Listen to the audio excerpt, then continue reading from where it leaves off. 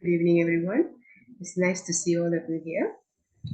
Okay, we have been discussing quite a lot about this book, and today we'll be talking about part 2 of chapter 8. Okay, part 1 was basically talking about brain waves and all those things, how all the different types of waves happen during what time and all those things. So now we are looking at part 2 of this chapter.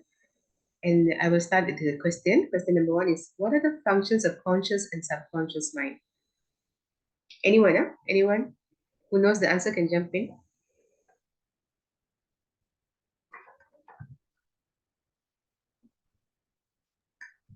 I'll answer the question, Akka. Yes, sir. Thank you. You're welcome. So what are the functions of conscious and subconscious brain? So I'll start with the subconscious brain because that's what we are born with. Mm-hmm. So when we are born, we are like a clear white cloth. So there's really nothing there. So from that time, we put things in our brain from our own observation until it comes to a stage where it becomes a conscious mind. So I'll just explain how this works. Mm-hmm. So when a baby is born, it's like a clear white cloth. And then he or she starts learning through experience. So the example that's given by Dr. Dispenza is, so when it's a positive, like, okay, when I cry, my mom comes and feeds me, changes me, I get comfortable. That's all positive affirmations. And then we also start recording negative affirmations, like, in the book, it says heat, like, so those are negative experience. And we are also fed with beliefs, emotional reactions, all this until about until 6 or 7 years old. And then our brain starts making its own processes. So at 7 or 8, the child starts thinking. That's when we are slowly transforming from subconscious to the conscious mind, which is also the analytical mind. So from 7 to 8, we are moving from the subconscious mind to the conscious mind, which is helping us form, or not actually helping, but that's what happens.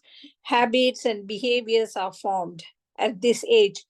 That's why when you have a child who's a teenager, we all say this, when they are 13 or 14, they have a mind of their own, because they are moving from the subconscious mind to the conscious mind.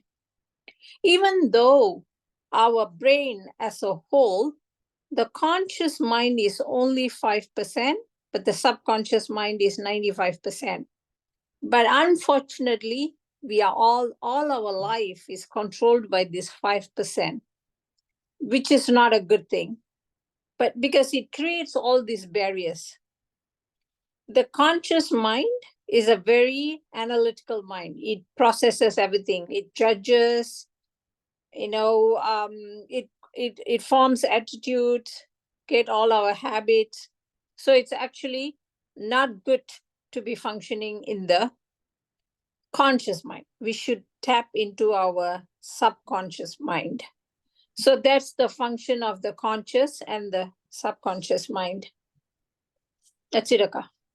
Thank you, Saras. I like the way you answer. You look at the overall thing.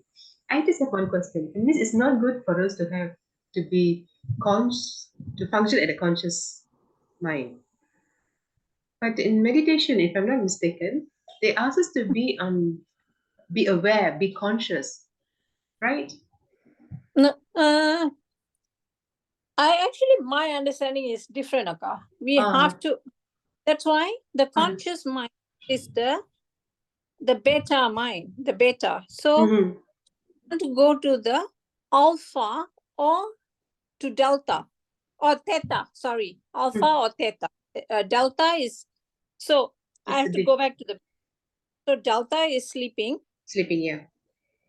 then you come to theta, then you are in alpha, then you come to. So right now we are in beta, correct? Yep. So we are thinking we are not in like flight or fright or fight mode. No, No. right? It's, you are in an argument or you are at work. That is the highest level. So beta is that 3. So right now we are in a conscious mind, where we have, we can actually, this is a good example of analytical mind. So this is very conscious. We are very conscious. But our goal in meditation is to go to alpha, which you are nothing. Like, so the brain, and then when you are in alpha, and eventually the ultimate goal of meditation is to go to theta, which is the 3rd level. So meditation, you want to tap into your subconscious mind, because all our problems, all our emotional injuries, habits, beliefs are stored in there. That's why we want to go. So if you, like, to answer your question, if you said, well, we got to be conscious when you're meditating, then if we are in the conscious brain, this is our conscious brain right now, which is analyzing, so we actually have to go stab into the subconscious mind to help ourselves, because remember, meditation comes from within ourselves, not from the outside. That's why we close our eyes, right? So that we all these senses coming from outside, and that's going to bother our frontal lobe, which, in the last part we talked about it. That's the CEO. So we, if the sense is open, then it's going to have us process all these things, analyze, judge. We start tagging people, hey, this is happening and all. So meditation, actually, we want to go into the subconscious mind, not the conscious mind. Conscious is like when you are awake. Okay. Like Thank now. You. Yeah, I understand, Mama. Thank you. Thank you for the clarification. Monaji, she has raised her hand. Yeah. I just want to add on. You see, when you say that during meditation we have to be conscious, my understanding is that we have to be alert, we have to be aware, even in that subconscious state. We have to become aware. You see, we are our awareness will be at the peak. So that's what I understand when you say, Akka, that during meditation we have to be conscious. That means we have to be aware. Awareness is at the peak, We don't go to sleep. So that is what I think, to answer your question, Laka. Yeah, ma. Because we are understanding the meaning of conscious in a different terminology now. Yeah. Okay. Conscious is being aware in meditation. Yeah. Conscious mind is, of course, analytical mind. But we have to be conscious during meditation to, later identify what that part I haven't read yet, but I suppose, yeah. We'll cover it soon. Yeah. Okay. Actually, just one thing, Akka. Yes, ma. When you said conscious, and Mona is correct too. So what they are saying is our body is asleep, but our mind is awake during meditation. So that we can alter all our pain, beliefs, negative thoughts, everything. So because, all these years, what we have done is we have made the body the master, the brain the servant. It should be the other way around. The body should be a servant and your brain should be your master. So that's what Mona is saying. So we are just at the subconscious. Conscious. I know this is so confusing. It's conscious at the subconscious. Okay. Okay, Sarah, thanks for the clarification, and thanks Mona for the for clarification too. Okay. Okay, now let's look at question number 2. Okay, guys, one moment. My Zoom is disappearing. Okay, question number 2 is, during meditation, what brain waves are at work? Sheila, you want to take this question?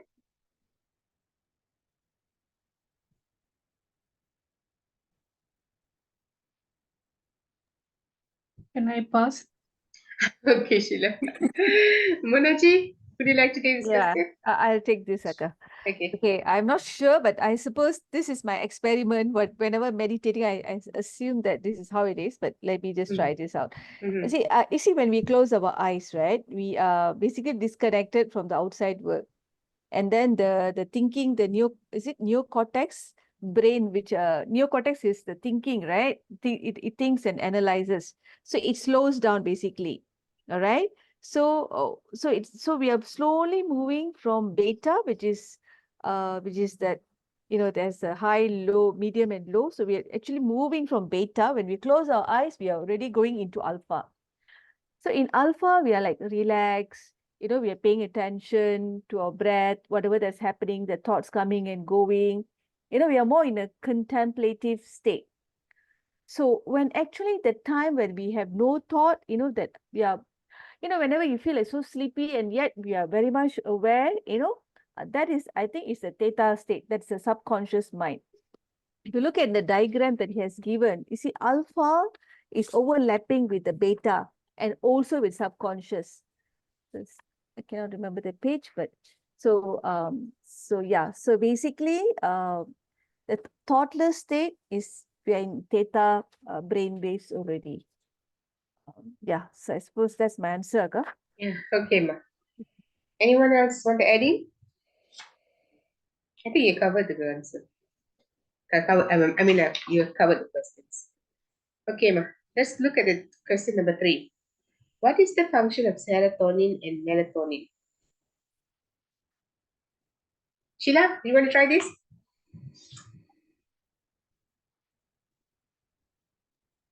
Yeah, sure. Yeah, serotonin is to make us alert, whereas the melatonin is that's when it is segregated during night to relax so that we can sleep.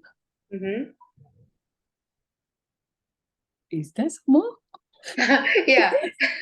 These are the ideal moment to do meditation. That's why they said do meditation in the morning and in the night. Because they say that with this chemical, you can easily slip into the alpha and then to theta. The state of alpha or theta, it says. Okay? Yeah. Okay. Okay, now let's look at question number 4. The object of meditation is to fall like a feather down from the top of the building. What do you understand by this? Saras, you want to take this? Yeah, Akka, I can try. Yes, please.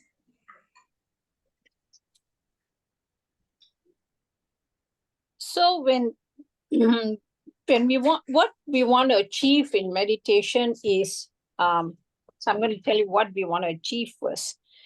We want to be in homeostasis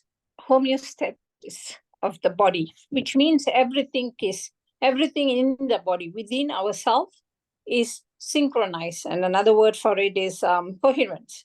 So our heart, the kidney, everything is functioning as it is, and so is the mind. That is what we want to attain in meditation.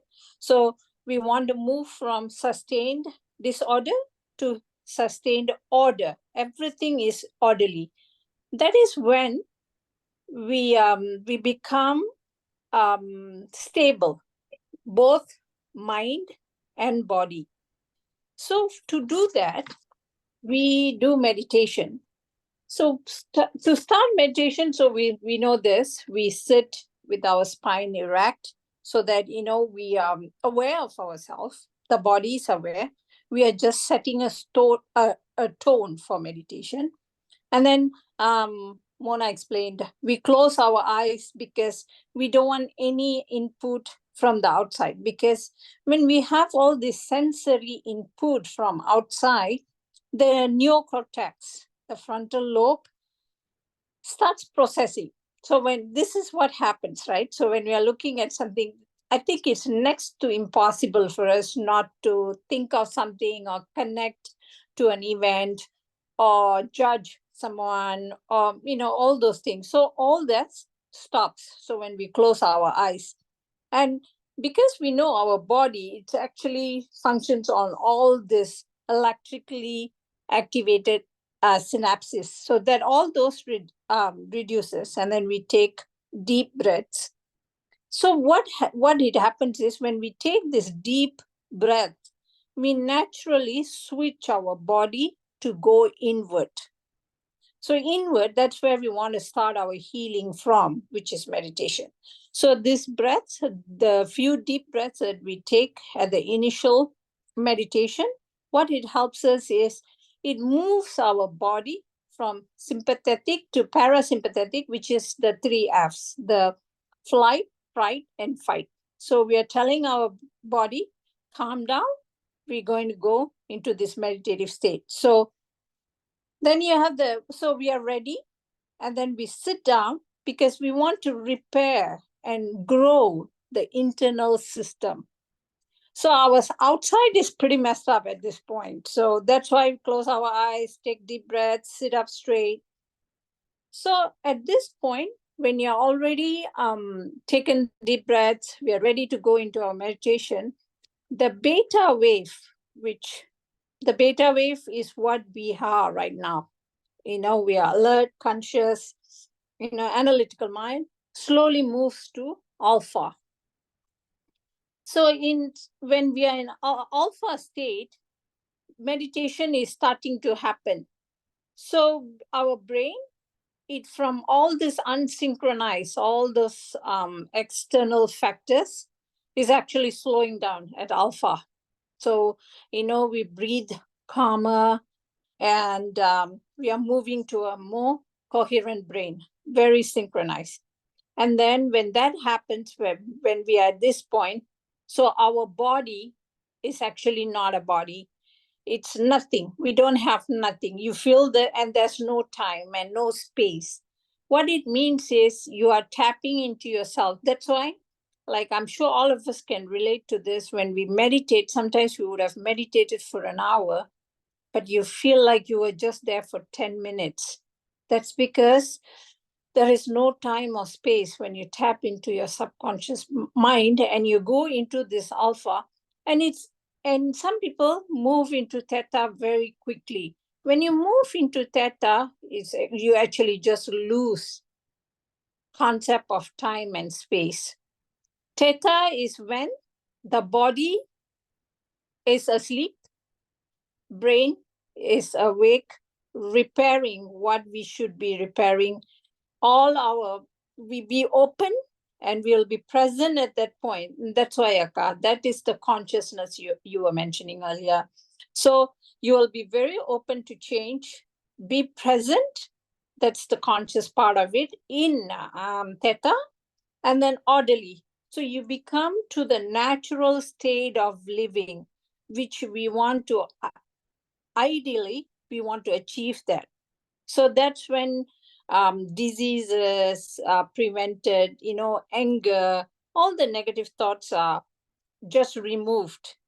This is at this point when we feel like that we are connected to the universe, then we are only full of joy, inspiration, and trust. All these things happens in this alpha/theta. For some people, they go into deep, like I think in the book we talk about the monk, they are like in theta, which is the prolonged benefit of meditation. So when we reach this homeostasis level, this body is synchronized, coherent, we are the ideal self. That is when we reach sustained order of our body, which means we are not compartmentalizing our brains, which we say, hey, at one point I will be positive, negative, it's not like a war in our brain. So at this point, you have more order of the brain and greater power. So this brings us like all the power that we want to be ourselves, and we become non-diseased, and the brain is not disintegrated. That's the word I was looking for. The brain becomes not disintegrated. It's all over the place. That's what happens. That is what he means by falling like a feather. That is like it's a step-by-step thing. Amazing, Saras. Thank you so much for clearly explaining all the process. Thank you, Ka. Okay. I think you've actually answered the question on how Jose healed himself. But anyway, I would like to ask Sheila. Sheila, how did Jose heal himself?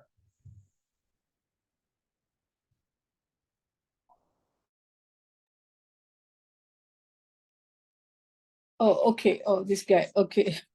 What I think what he did was, I'm summarizing it. He managed to go into the quantum field and heal himself. Sheila, thank you. That's what exactly Saras was mentioning just now.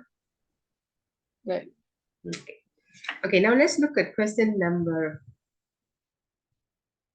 6. What are the method Monique used to create abundance in her life? Her story is a very interesting story. If anybody wants to share, Abita, would you like to share?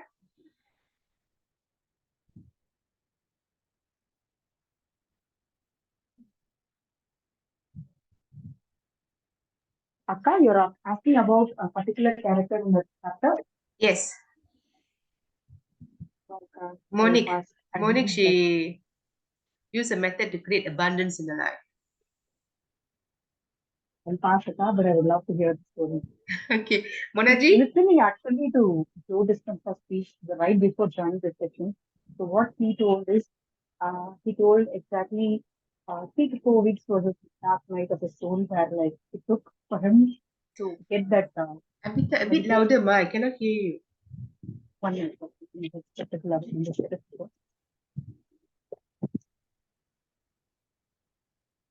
Hello, am I clear?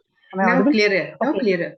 If you can permit, I will just share what Joe Dispenza, what time he took to heal himself in his 20s when he went through this process. Okay. So he took rough about 3 to 4 weeks to see a difference in his hands and limbs, his body moving. So he said that was the dark night of the soul, where like 3 weeks, where he really believed more than the medicine. He believed in himself and his body, and he had to be patient to see the result in his body. So why he's saying how he saw the result is like he could see his limbs moving. So uh, just sort of sharing that, Mm-hmm. and I move past the question. Okay, Ma. Mona, would you like to take this question? Yeah, Lata. The Monique's one is really very interesting. I suppose the question is the method, right? So she created a template first of who she wanted to be and how she wanted to think and what she wanted to feel. Okay, so when I was doing that, I was thinking to myself what I want to be and how I want to feel and all that. And the first person came to me was BK Shivani. I want to be like her. Anyways, so then she imagined herself as a woman who made all her choices with an abundance of energy, time, and money. And her goal to become this person was as firm as her own vision was has to be very precise. And she knew that she no longer wanted to be how the old familiar stuff. She doesn't want to be that, so she has to create these plans of how her new self would think, feel, and behave. So and she began to live her life from a perspective of someone who had plenty of money, who had abundance of energy, and whose every need was met. And yeah, I think that's about it lah. Moving into this other question. So basically, yeah, this is how she has changed her condition, but just having a basically a definite plan of who she want to be and how she want to think and what she want to feel. So with that, I suppose she brought about a change, slight change in her life, but it's not easy. But I suppose it's not it's doable. Yeah. Yep. So when she made the changes, the universe reacted by giving her abundance also, right? Yeah, yeah. And She and resolved a lot. actually, it's a nice, a very detailed way on how we can change our reality. So if Yeah. you guys want to go ahead and try this out, please do. Okay? Okay, now let's look at the other question. The passage on Buddhist monk and the meditation. What insight can we get about meditation?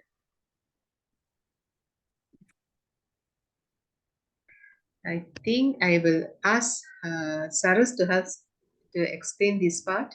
This is very interesting, Sarus. Sarus, can you take this? Yeah. Oh, please.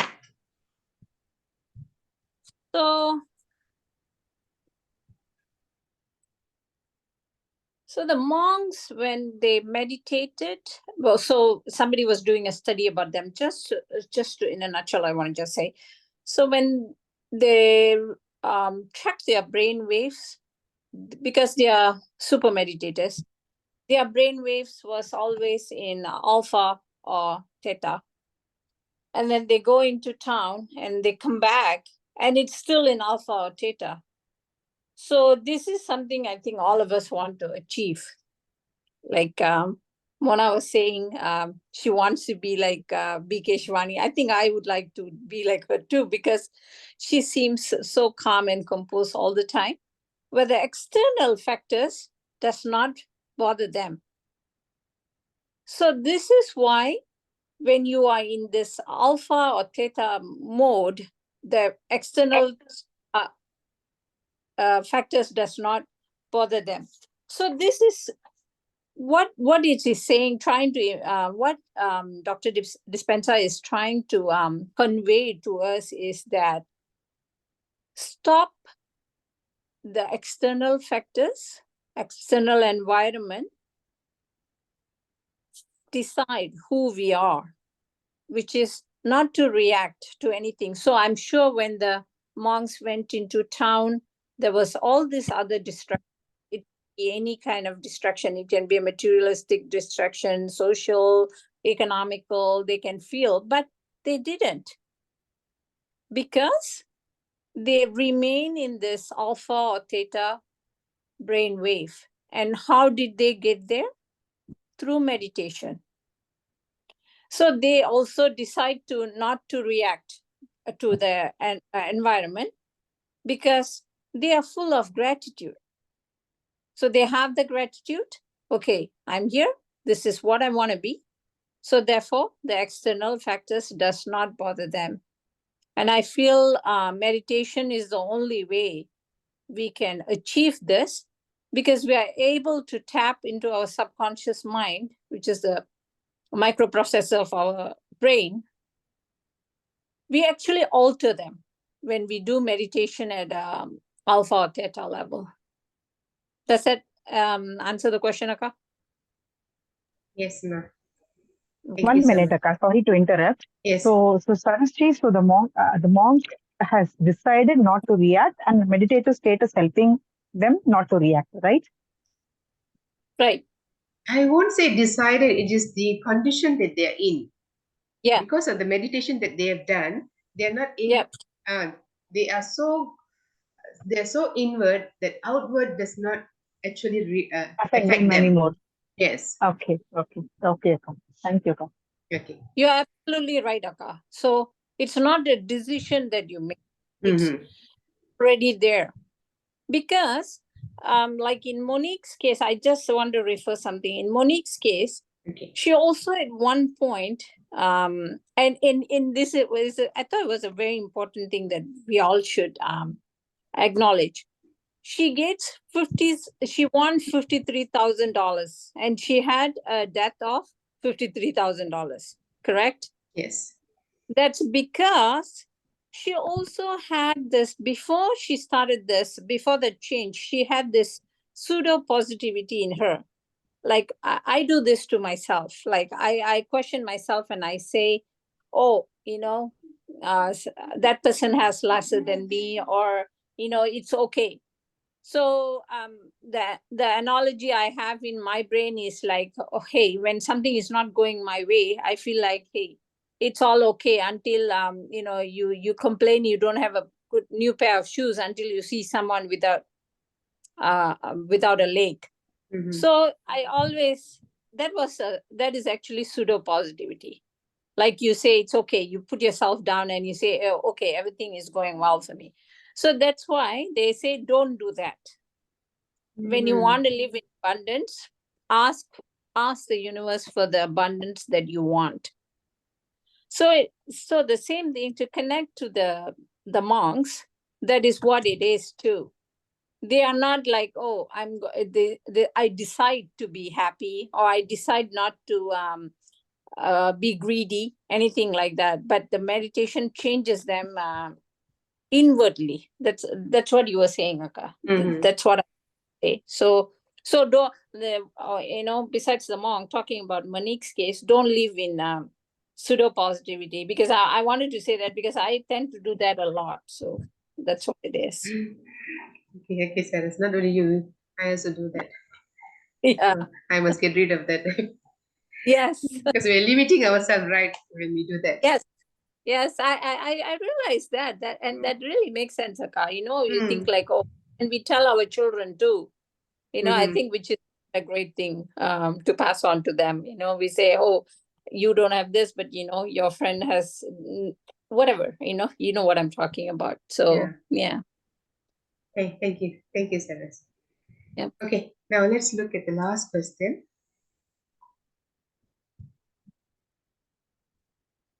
Last question is, I think Chandra has given all the answers here.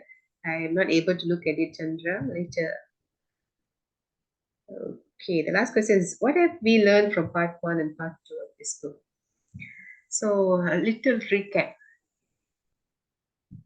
Okay, can you please identify who the Zoom user is? Is it Rajesh? Yes. Okay. Good to see you. Good to hear you. Okay, part 1, we did talked about the science of you.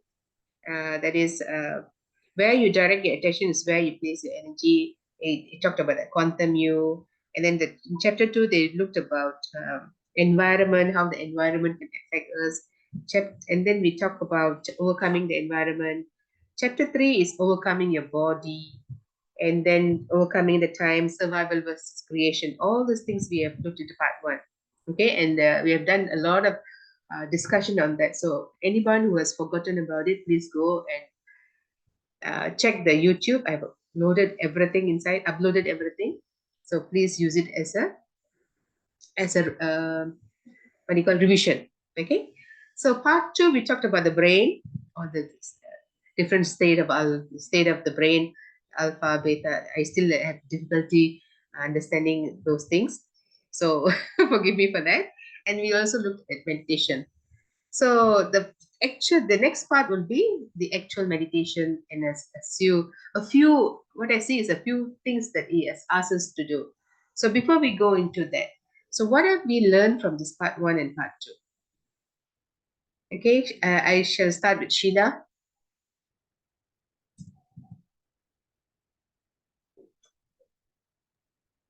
Hi, what I have learned. Okay, still working on that, breaking some of my habits, and I think I'm making quite a lot of improvement. Wow, that's very good, Sheila. Yeah, Congratulations, and a big clap to you. thank you. So the self-awareness is there, and the meditation, I have to be persistent and consistent with the meditation. Thank you, Sheila. Okay, Sarasti. What I've learned, I would say what you have taught us is a lot more than what you have learned. no, all of you have helped me a lot too. Okay. But my goal is to definitely reduce my pseudo positivity. Not to react to my environment, and ultimate goal is to be my ideal self, and definitely with a lot of gratitude. Yeah, amazing, Saras. Yeah, that's it, Akka. Thank you, Saras. Maraji. Sure. Yes, Akka. Okay. So this book is like a how shall I say, it's really like an eye opener, about, and I've always heard that we have the power to change and all that, but this book actually going into the scientific part and explaining and actually taking us, like I feel like he's holding our hand and teaching us how to go about it to Mm-hmm. become our ideal self, a better version of ourselves. So this book basically is like okay, to put it in a nutshell, Akka, I think that it just says that you have the power to we have the power to change our life. Mm-hmm. Of course, through meditation, by simply changing the way we think, the way we feel, and the way we behave. So I think in a nutshell, this is what the book is says. The way we think is very, very important, and the way we feel. So yeah, that's about it, Laka. Thanks. Thank you, Manaji. Right. Abita.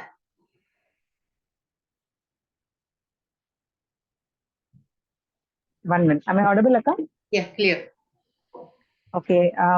Overall, biggest learning for me is like overcoming the past, like how not replaying it again and creating it. So because of this book, because of Joe Dispenza, so even if I think of past, I come out of it, and I learned that most of it has become a program in me, and by overcoming our body, we can overcome anything. Like everything is within the body, it's within me, around me. That's what Joe Dispenza tells in his meditation and also in this book. So everything is within me, around me.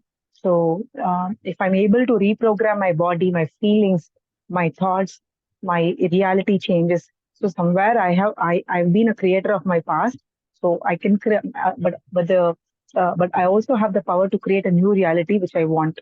So whether I want to be in the past or in a beautiful future, it's up to me by Mm-hmm. being in the present and creating it. So in a nutshell, this is what I've got. But many things I've experienced because of this meditation and Joe Dispenza teachings. Thank you, Abita. Thank you, As, Akka. thank you. As for me, I've learned that we constantly, if I think about regret, how the chemical reaction happens in my body, and my body is so happy being regretful that it doesn't want to change. So when I read this, when I understood this, and I told myself, there's not going to be any kind of regret in my life. So I will try to think higher than the post. I don't know what you say, positive thinking or think higher than what you're supposed to do. So I do that. Another thing is habit. If I find that I'm doing the same thing for one whole week, I will just say, oh, I'm not changing anything. I'm not creating a new habit. I must go out and create a new habit, and that's what I do. Sometimes I go for a walk. Sometimes I just go under the sun and look at the sun, and or I just go for a drive, you know, go to new places. Those are things that I'm trying to do to have some kind of changes in life, not the monotonous life that I've been leading all this while. So this book has taught me that you have to create new habits.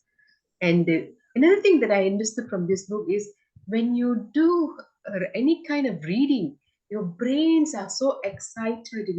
They work themselves up so much, and they maintain a lot of electrical currents are going through in your brain. So when I read that, I said, "Oh, I must read new books." So constantly I'm reading, like for now I'm reading this book, and on top that I am reading another book by Dana Maria, just to get myself updated. I won't say updated, to get my brain fizzling with electricity. So those are things that I've learned from here. And thank you guys, for helping me to understand this book better. So my gratitude goes to each one of you, Saras, Sheila, Mona, Abita, Rajeshji, and Gopalan is the first. You are here for the first time. What do you think about this book?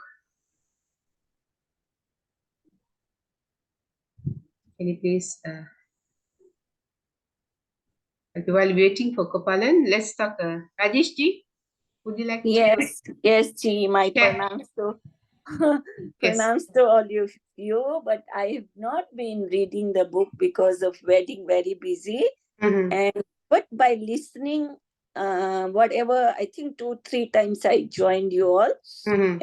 and by listening itself, I am feeling great, and I'm learning a lot of new things by listening only. So I'm going to soon, maybe tomorrow onwards, I'll be putting myself to read it. And this book is really great, Mm-hmm. and the way you all explain after reading, it's like helping me a lot. Yes, Thanks, helping. thanks. Gratitude to all of you. Thank Thank you you. so much. Thank you, Yeah. Rajesh. So I went for dinner. Sorry. So I came back home quickly. I want the. Okay. No worries, ma. No worries. Yeah. Okay. So, Thank you. Thank you. and I would like to thank each one of you for your participation. And Gopalan said this is a very good book. So, would you like to join us next week? Please read up the session, and answer the questions. Okay, Gopalan. Okay. Uh, Thank you, everyone. Shall we end the session today? Yeah, Akka, and thank you for initiating this. Gratitude to you, Akka. Immense gratitude to you, seriously. And all I, of y'all, for I suppose that, we just have to listen to different perspective and understand this book better, yeah, you I know. agree with you. So, yeah, thank Thank you, you. Akka. Yeah, Thank you for thank Thank, you. making it happen. thank you. Thank you, Without you everyone. guys, I said without you Bye. guys, it's nothing. Okay. Remember today is Purnami, so if possible, please join IFA's 3 hours meditation. It will start at 11:30 for the next 3 hours. I tell you, this 3 hours meditation from IFA